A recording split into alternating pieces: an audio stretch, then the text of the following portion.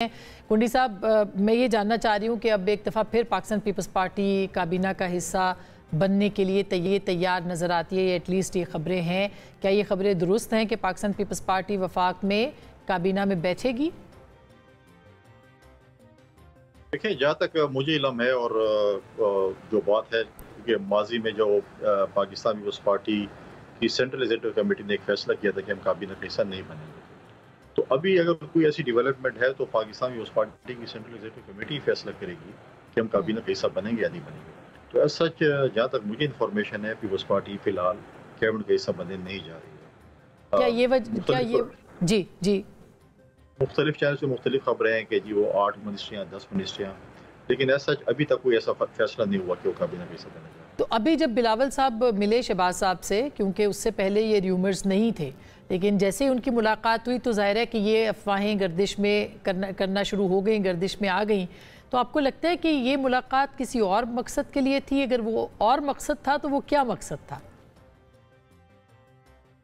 देखिए, क्योंकि हम इस हुकूमत को सपोर्ट भी कर रहे हैं, एक किस्म का जो है वो कैबिनेट के बगैर भी सपोर्ट कर रहे हैं। मुख्तलिफ इशूज़ हैं जिस पे प्राइम मिनिस्टर साहब और बिलावल भुट्टो ज़रदारी साहब अक्सर मिलते रहते हैं। प्रेसिडेंट ज़रदारी साहब की भी और प्राइम मिनिस्टर की भी मीटिंग्स होती रहती हैं। तो ये ज़रूरी नहीं है कि बिलावल साहब मिले तो सिर्फ काबीने डिस्कस हुए, बहुत और भी इशूज़ डिस्कस हुए होंगे। माजी में जब ये हुकूमत बन रही थी तो यही हो रहा था कि जी 3 साल एक रहेंगे, 2 साल वो रहेंगे, डिप्टी प्राइम मिनिस्टर बन रहे हैं, फॉरेन मिनिस्टर बन रहे हैं। ये तो डेफिनेटली आपकी अपनी राय और अपना तबसरा अपनी जगह पे है, लेकिन ऐसा सच मुझे फिलहाल तो नजर नहीं आ रहा। मैं कल की बात नहीं कर सकता कि कुछ ऐसे बात क्या फैसला होता है, लेकिन फिलहाल ऐसा सच कुछ नहीं है।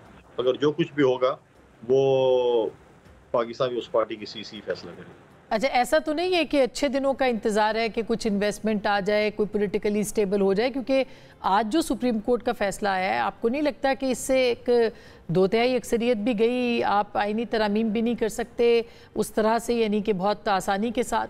तो तलवार लटक रही है हुकूमत के ऊपर, तो पीपल्स पार्टी श्योरिटी लेना चाहती है कि ये सिस्टम चलेगा तो फिर हम उनके साथ चले जाएं।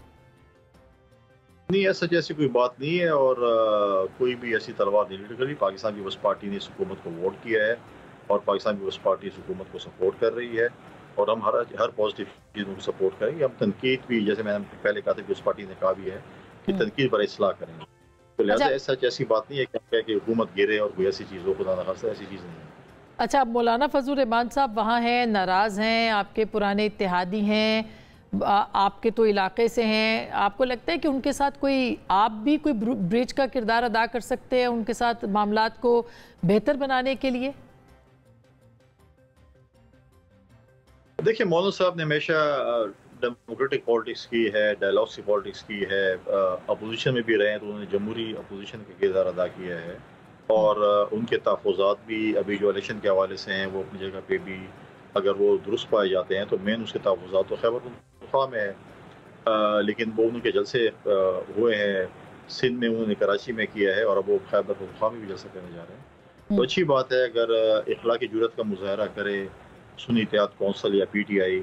मौलाना साहब ने जो इल्ज़ाम लगाया है या हकीकत है तो मौलाना साहब की सीटें पहले वापस कर दें, क्योंकि वो भी कह रहे हैं मेरे साथ भी बगौर उनके धांधली हुई है। तो धांधली हुई है तो सीटें सुन्नी इत्तेहाद कौंसिल या PTI को मिली हैं, तो वो उनको वापस कर दें ताकि फिर हम आगे बढ़ें। लेकिन मैं अभी भी कहूँगा कि मौलाना साहब के साथ बिल्कुल हम हाज़िर हैं डायलॉग्स करने के लिए।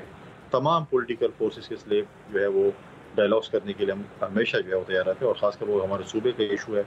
मैंने पहले भी आपको कहा है कि हम पॉलिटिकल फोर्सेस के साथ हमेशा पॉजिटिवली और जमहूरी तरीके से डायलॉग्स करने को तैयार हैं।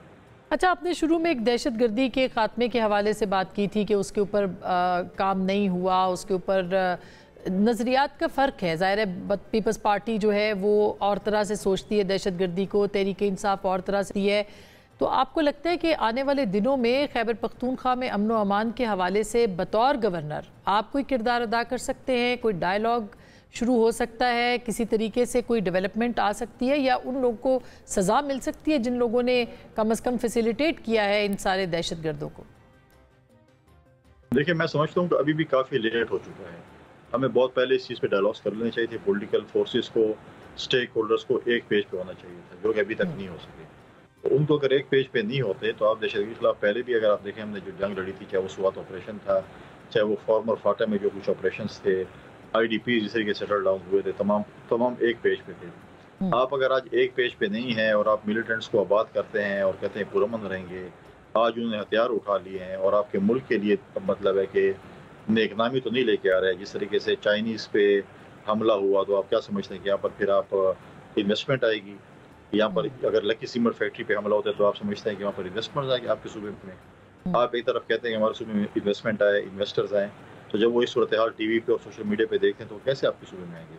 جیسے اس چیز کے لیے ہمیں بالکل بیٹھ کے اور جیسے میں نے پہلے کہا ہے کہ 40 سے 50 ارب رفلی ہر سالانہ بیس پہ جو ہے خیبر پختونخوا کو وار آن ٹیرر کی وجہ سے مل رہا تھا. آئی ڈونٹ نو کہ وہ پیسے کہاں پر خرچ ہوئے، کیسے خرچ ہوئے، کیونکہ نظر تو کچھ نہیں آ رہا کہ اس میں جو ہے. کیونکہ اگر آپ پولیس کے پاس جائیں، آپ میری بات نہ مانیں، آپ خود چلے جائیں پولیس والوں کے ساتھ بات، وہ شاید آپ کے پاس میڈیا پہ نہ آنا چاہیں کیونکہ وہ ایک سرکاری ملازمین ہے، لیکن ان سے جب آپ بات کریں گے تو ان کے مسائل ہیں. ان کے ٹھیک. اپنے آپ جو ہے ان کے لڑائی کے لیے آپ ان کو ہتھیار ہی نہ دیں، پراپر ہتھیار ہی نہ دیں، تو دشمنوں کے ساتھ کیسے لڑیں گے؟